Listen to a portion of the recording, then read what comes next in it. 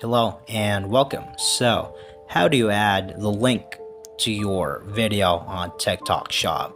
Now, a lot of us may find this confusing. Just open your app here, the platform, and create products, manage products.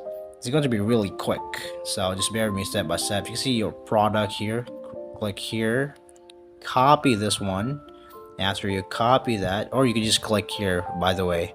And as you can see, it's fully copied now. Let's go ahead to your TikTok account. I've blurred out some information here.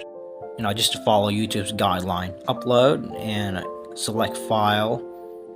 And here, you could paste the link that you just copied. And after that, you can just upload your video. And that's just it. Make sure your account is linked. Just click here, linked account, to make sure. As you can see, my account is linked and it'll automatically link it once I upload a video. So that's it. So thank you so much for watching. I hope this video is educational. Have a nice day.